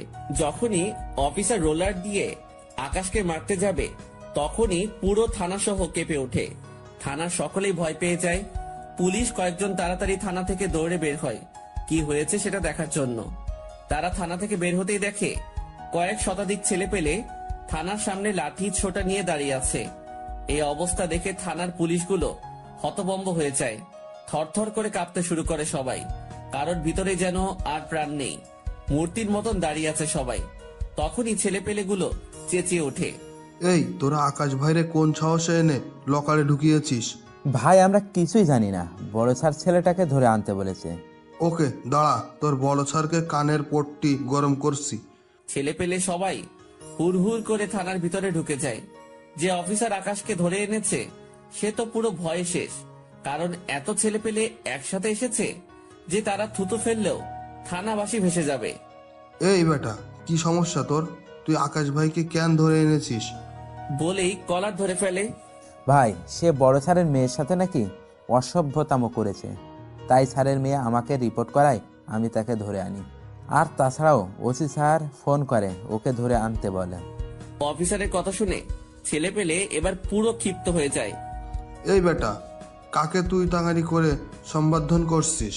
বলেই ঠাস ঠাস করে কয়েকটা থাপ্পড় বসিয়ে দেয়। তুই জানিস জানোয়ারের বাচ্চা সে কে? আর ভাই কোনোদিন অমন বাজে কাজ করবেও না। তারপরেও ভাইকে তোরা ধরে কেন আনলি বল? উড়াধুরা মায়ের শুরু করে অফিসারকে। ভাই প্লিজ, আমার ভুল হয়ে গেছে। আমি উনাকে এখনই ছেড়ে দিচ্ছি। প্লিজ আপনারা আমাকে আর মারিয়েন না। যা, তাড়াতাড়ি ভাইকে লকার থেকে বের কর, না হয় এখানে জ্যান্ত পুঁতে দিব তোরে। থানার বাকি সকলেই থ হয়ে তাকিয়ে আছে ছেলেপেলের দিকে। কেউ ভয়ে কোনো কথা বলছে না। জানে এখন যদি একটা টু শব্দ করে কেউ তাহলে প্রাণ হারাতে হবে, কারণ ছেলেপেলে সবাই মারামারির উদ্দেশ্য নিয়ে এসেছে। সবার হাতে লাঠি সোটা। অন্যদিকে অফিসার দৌড়ে গিয়ে আকাশকে লকআপ থেকে ছেড়ে দেয়। ভাই, আমার ভুল হয়ে গেছে। আমি সত্যি আপনার সম্পর্কে না জেনে আপনাকে লকআপে ভরেছি। প্লিজ আমাকে মাফ করে দেন। শোন, একটা কথা বলি, আমি যদি তোদের মতন ক্ষমতা দেখাতে শুরু করি তাহলে তোরা রোজ এসে আমার পা চাটবি, কিন্তু আমার ওসব করার কোনো ইচ্ছেই নেই। আর আমার কোনো দোষে যদি তোরা আমায় ধরে এনে শাস্তি দিতি তাহলে একটা ছেলেও থানায় আসতো না। আমি চুপচাপ থানার ভিতরে মায়ের খেয়ে পড়ে থাকতাম। কিন্তু তোরা আমাকে বিনা দোষে ধরে এনে লকআপে আটকেছিস। তাই একটু কড়া হতে হলো আমাকে। ভাই আমার ভুল হয়ে গেছে, প্লিজ ভাই আমাকে মাফ করে দেন। আপনি হয়তো অনেক বড় মাপের লোক, না হয়তো এত ছেলেপেলে কখনোই আসতো না আপনাকে ছুটানোর জন্য। আমি সত্যিই আপনার সম্পর্কে না জেনে এমনটা করেছি, তার জন্য পুরো জোর ক্ষমা চাচ্ছি। হয়েছে, থাক। এই তোরা সবাই চল, এখানে আর কোনো ধরনের হাঙ্গামা করিস না। আচ্ছা ভাই। আকাশের কথা মতন সবাই বের হয়ে গেল, সাথে আকাশও বের হয়ে গেল। আর কোনো হাঙ্গামাই করলো না তারা। আকাশের এক কথায় সবাই যেন শান্ত হয়ে গেছে। আকাশের কথা শুনে সবাই সবার মতন চলে যায়। অন্যদিকে তার কিছুক্ষণ পরেই মায়ার বাবা থানায় প্রবেশ করে। মাহবুব সাহেব, আমার মেয়ের সাথে যেই বেটা বিয়াদবি করছিল সে কোথায়? স্যার ছেড়ে দিয়েছি ওনাকে আমরা। কি? কোন সাহসে ওই ছেলেকে আপনি ছেড়েছেন? স্যার ওই ছেলেকে ছুটিয়ে নিয়ে যাওয়ার জন্য অনেক ছেলেপেলে থানায় এসেছিল, পরে আমরা তাকে ছেড়ে দেই। মাহবুব সাহেব, আপনার মাথায় কি কোনো সমস্যা আছে কোনো? আপনি ওই ছেলেকে ছাড়লেন কেন? ছেলেপিলে আসলেই কি আসামিকে ছেড়ে দিবেন আপনি?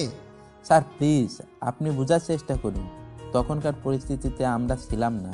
আজ আমরা প্রাণে বেঁচে গিয়েছি। ছেলেটাকে না ছাড়লে সত্যি আমরা মারা পড়তাম। মাহবুব সাহেব, আপনার মতো ফালতু লোক এই জীবনে প্রথম দেখলাম। আমার মেয়ের সাথে যে ছেলে বেয়াদবি করে তাকে আপনি ছেড়ে দেন? কত বড় খাটাস প্রকৃতির লোক আপনি! নাকি টাকা খেয়ে ছেড়ে দিয়েছেন? না স্যার, অমন কিছু নয়। তাহলে ছাড়ার তো কোনো কারণই দেখছি না। আর মায়ের কথা মতন তো সেই ছেলে একটা ভিখারি, তার এত ক্ষমতা নেই যে তাকে ছোটানোর জন্য ছেলেপিলে থানায় দল বেঁধে আসবে। না, এর পিছনে কোনো কারণ আছে। আমি শিওর আপনি টাকা খেয়ে ওকে ছেড়েছেন। স্যার বিশ্বাস করুন, আমি ওইসব কিছুই করিনি। এই রাখেন আপনার বিশ্বাসের কথা। আপনার বিশ্বাসের খাতায় আমি থুতু মারি। আজকে কৃতকর্মের জন্য আপনাকে আমি এমন জায়গায় পোস্টিং করব যে আপনি ভেবেও পাবেন না। আজ এই আপনার বিষয়ের উপর কথা বলবো আমি। আর ওই ছেলেকে তো আমি দেখেই ছাড়বো। ওকে টেনে হেসড়ে যদি লকাবে এনে না ঢুকিয়েছি তাহলে আমিও বাপের বেটা না। মায়ার বাবার কথা শুনে মাহবুব সাহেব চুপ করে আছেন। এদিকে আকাশ বাড়ি পৌঁছে যায়। ঝামেলা শেষ করে বাড়িতে এসে শুয়ে পড়েছি। আজ খাওয়া দাওয়া করার কোনো ইচ্ছেই নেই, কারণ বেঈমান কথা খুব করে মনে পড়েছে। কি করে পারে সে আমার সাথে এমনটা করতে? একে একে দুইবার তার প্রাণ বাঁচিয়েছে, কিন্তু পরিশেষে সেই আমার প্রাণ নিতে উঠে পড়ে লেগেছে। আর তাছাড়াও আমাকে তো তার সহ্য হয় না ছোট লোক দেখে, আর আমিও তো তার সামনে যাই না। কিন্তু তারপরেও মেয়েটা আমার উপরে কিসের রেশ উঠাতে চায়? কি এমন করেছে আমি তার সাথে? মাথায় যেন কিছুই কাজ করে না। না, আর ভাবতে পারছি না আমি। এসব ভাবা বাদ দিয়ে ঘুমিয়ে পড়লাম। বিকাল বেলায় ঘুম থেকে উঠতেই নাদিয়ার ফোন। আকাশ, কোথায় রে তুই? বাসায়। কেন? তুই একটু আমার বাসায় আয় তো। আব্বু তোর সাথে দেখা করতে চেয়েছে। আমি আব্বুকে জানিয়েছি যে তুই আমার কলেজে পড়িস, সো তিনি তোর সাথে দেখা করতে চেয়েছে। আচ্ছা ঠিক আছে, কিন্তু আমি তো তোর বাসা চিনি না। সমস্যা নেই, আমি ঠিকানা ইনবক্স করছি, তুই চলে আয়। আচ্ছা। তারপর ফ্রেশ হয়ে নাদিয়ার দেওয়া ঠিকানা মতন ওর বাড়িতে চলে গেলাম। গিয়ে ওর আব্বুর সাথে দেখা করলাম। উনি আমাকে অনেক আগে থেকেই চিনেন। শুধু আমাকেই নয়, আমার পুরো পরিবারকেই চিনেন। বাবা কেমন আছো? জি আঙ্কেল, ভালো। আপনি? এই তো বাবা, আল্লাহ রেখেছে। আচ্ছা, আমি শুনলাম তুমি নাকি নাদিয়ার কলেজেই পড়ো। জি আঙ্কেল। যাক, তাহলে ভালো হয়েছে। শোনো, তোমায় ডেকেছি বিশেষ একটা কারণে। বাবা, আমি একটা অনেক বড় টেন্ডার নিয়েছি, কিন্তু সেখানে গিয়ে কিছু ছেলে অনেক হট্টগোল করেছে তাদেরকে ট্যাক্স দেওয়ার জন্য। ছোটোখাটো অ্যামাউন্ট হলে আমি দিয়ে দিতাম, কিন্তু তারা যে বড় অ্যামাউন্ট দাবি করেছে তাদের চাহিদা পূরণ করতে গেলে আমার আর কিছুই থাকবে না। তাই তোমার সাহায্য প্রয়োজন আমার। বাবা, তুমি কি একটু বিষয়টাকে দেখবে? আঙ্কেল দেখা তো চাই, তবে আমি তো ওসব পথ ছেড়ে দিয়েছি বহু আগেই। বাবা প্লিজ না করো না, তুমি ছাড়া আমার সাহায্য করার মতো কেউ নেই। আচ্ছা ঠিক আছে, আমি দেখব। আপনি নিশ্চিন্তে থাকুন। ধন্যবাদ বাবা। আর আমি তোমার বাবার সাথে একটু কথা বলবো নাদিয়াকে নিয়ে। আমি চাই আমার মেয়েটাকে তোমার হাতে তুলে দিতে। নাদিয়ার বাবার কথা শুনে গলা পুরোপুরি শুকিয়ে গেছে আমার। আমার পাশেই নাদিয়া বসা ছিল। সেও হা করে তাকিয়ে আছে তার বাবার দিকে। বাবা, তুমি এসব কি বলছো? নিজের কানেই তো শুনেছিস যে কি বলছি। আঙ্কেল প্লিজ ওসব করতে যাবেন না। আমি বিয়ে শাদী নিয়ে একদম ভাবিনি এখনো। আর তাছাড়া নাদিয়াকে কি করে বিয়ে, সে আমার বহু আগের ফ্রেন্ড। তাকে আমি কখনো ফ্রেন্ড ছাড়া অন্য কিছু ভাবতে পারবো না। আকাশের কথা শুনে নাদিয়ার বাবা চোখ মুখ কালো করে ফেলে। আচ্ছা ঠিক আছে, সমস্যা নেই, তোমার মতের ওপরও আমি কোনো কিছুই বলবো না। ধন্যবাদ আঙ্কেল। আর একটা রিকোয়েস্ট, আমার বাবার কানে যেন না যায় যে আমি কোথায় আছি আর কোথায় পড়াশোনা করি। আচ্ছা ঠিক আছে। নাদিয়ার বাবার সাথে আরো কিছুক্ষণ কথা বলে বাসায় চলে এলাম। দিনটা এভাবে কেটে গেল। সকালবেলায় ঘুম থেকে উঠে কলেজে চলে গেলাম। কলেজে আসার পর নাদিয়া আর আমি একই সাথে এসেছি। সে আসার আগে আমায় ফোন দিয়ে 3 রাস্তার মোড়ে দাঁড়াতে বলে। তারপর দুজন একসাথে আসি কলেজে। কলেজে এসে দুজন আলাদা হয়ে যাই, কারণ তার একটা এক্সট্রা ক্লাস আছে। সে চলে যায় ক্লাস করতে। এদিকে আমি ক্লাসরুমের পাশে একটা ফাঁকা জায়গা আছে, সেখানে বসে আছি। ক্লাস শুরু হতে আরো বেশ সময় বাকি, কিন্তু হুট করেই মায়া কোথা থেকে যেন আমার সামনে আসে। কিরে ছোট লোক, তুই থানা থেকে ছাড়া পেলি কি করে? আমার তো কোনো দোষই নেই, তাই থানা ওয়ালারা আমায় ছেড়ে দিয়েছে। তোর দোষ নেই কি আছে সেটা তুই পরে টের পাবি। আর আমি শুনেছি তোকে নাকি ছেলে পেলে গিয়ে ছুটিয়ে এনেছে থানা থেকে। কিসের এত ছেলে পেলে তোর? আমার তো মনে হয় ওইসব ছেলে পেলে তোর সাথে এই বস্তিতেই থাকে। শোন, ওইসব বস্তির ছেলে পেলে তোকে আমার বাবার হাত থেকে বাঁচাতে পারবে না। তুই অপেক্ষা কর খালি। আজ বাবা তোকে এসে সকলের সামনে ঘাত ধরে টেনে হিস্ট্রে নিয়ে গিয়ে লকআপে ঢুকাবে। আচ্ছা ঠিক আছে, আমিও তিনার জন্য অপেক্ষা করব। তারপর মায়া মুখ বাঁকিয়ে চলে গেল। আমি চুপচাপ সেখানে বসে আছি। একটু পর ক্লাসের ঘন্টা দিল, আর সাথে সাথে দৌড়ে ক্লাসে চলে গেলাম। রাফি আজ দেরি করে এসেছে, তাই আমার পাশে সিট পাইনি। একটু দূরেই বসেছে সে আমার। এদিকে স্যার ক্লাস করাচ্ছে, আমি স্যারের লেকচার মন লাগিয়ে শুনছি। ঠিক তখনই হুট করে কয়েকজন পুলিশ ক্লাসরুমের মধ্যে ঢুকে পড়ে। তারপর তারা আমাকে টানতে টানতে ক্লাসরুম থেকে বাইরে নিয়ে যায়। পুরো ক্লাসে একটা হট্টগোলের রোল পড়ে যায়। স্যার ক্লাস করানো অফ করে দেয়। সবাই পুলিশগুলোর দিকে তাকিয়ে আছে। এদিকে আমাকে বাহিরে নিয়ে যেতে দেখলাম একটা পুলিশের গাড়ি দাঁড় করানো। মায়া, এই ছেলেটা নাকি? হ্যাঁ বাবা, এই ছেলেটা। মায়ের কথা শুনে বুঝতে বাকি রইল না যে তার সাথে দাঁড়িয়ে থাকা লোকটা তার বাবা। আমার দোষটা কি? তুই আমার মেয়ের সাথে বেয়াদবি করেছিস, আমার মেয়ের উপরে নাকি কথা বলেছিস, সেটাই তোর দোষ। স্যার বেয়াদবি তো আমি করিনি, তবে মুখের উপরে কথা বলেছি। কিন্তু এটার জন্য যে জেল হাজত হয় তা জানা ছিল না। বেয়াদব ছেলে, তুই তো দেখি মুখের উপরে কথা বলিস। ঠাস করে একটা থাপ্পড় লাগিয়ে দেয় আকাশের গালে। এই বেটাকে ধরে নিয়ে গাড়িতে ঢোকা, বেটাকে আজকে অনেক কিছু বোঝানোর আছে। মায়ার বাবার কথা মতন পুলিশের গুলা আমায় ধরে নিয়ে গাড়িতে বসালো। আমি মনে মনে বলছি, এই থাপ্পড় তোর জন্য কাল জম হয়ে দাঁড়াবে। এই কথা বলতে না বলতেই এমপির গাড়ি হাজির। এমপি সাহেবের গাড়ি থেকে নেমে মায়ার বাবার কলা ধরে ফেললো। এই চামচার বাচ্চা, তোর কত বড় সাহস যে তুই এই ছেলের গায়ে হাত দিয়েছিস? স্যার, সে আমার মেয়ের সাথে বেয়াদবি করেছে। তোর বেয়াদবির গুষ্টি মারি। পা থেকে জুতা খুলে মায়ার বাবার মুখে ঠাস ঠাস করে অনেকটা বাড়ি লাগিয়ে দেয়। এমপির কাণ্ড দেখে সবাই হা করে তাকিয়ে আছে তিনার দিকে। সবকিছু যেন মাথার উপর দিয়ে গেল সবার। সামান্য একটা ছেলেকে আটক করার কারণে এমপি এসে পুলিশ অফিসারকে জুতা দিয়ে মারছে। এ যেন এক ভয়ঙ্কর ব্যাপার ঘটে গেল। এমপি পুরো রেগে মেগে আগুন। এই জানোয়ার, তোদের কথা কি কানে যায়নি? তোরা ওকে এখনো কোন সাহসে গাড়িতে উঠিয়ে রেখেছিস? ওসির মতন জুতোর বাড়ি খেতে না চাইলে নামা তাড়াতাড়ি ওকে গাড়ি থেকে। এমপির কথা শুনে পুলিশগুলো তাড়াতাড়ি আকাশকে গাড়ি থেকে নামিয়ে দিল। গাড়ি থেকে নামানোর সাথে সাথেই এমপি দৌড়ে এসে আকাশের হাত চেপে ধরে। ভাই, ওসির ভুল হয়ে গেছে, প্লিজ ওসিকে মাফ করে দেন।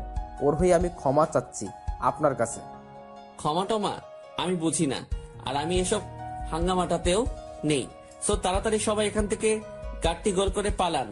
আমি 1 থেকে 3 গুণার আগে যেন পুরো কলেজ ফাঁকা হয়ে যায়। আকাশ 1 থেকে 3 গুণার আগেই এমপি আর ওসি দুটোই সেখান থেকে হাওয়া হয়ে যায়। এবার যেন সবাই বিস্ময় খেয়ে যায়। কে এই ছেলে যার কথায় এমপি পর্যন্ত জায়গা ত্যাগ করলো? পাশেই মায়া দাঁড়িয়েছিল। সে চোখ বড় বড় করে আকাশের দিকে তাকিয়ে আছে। মনে হয় যেন তার চোখের সামনে আজরাইল দাঁড়িয়ে আছে।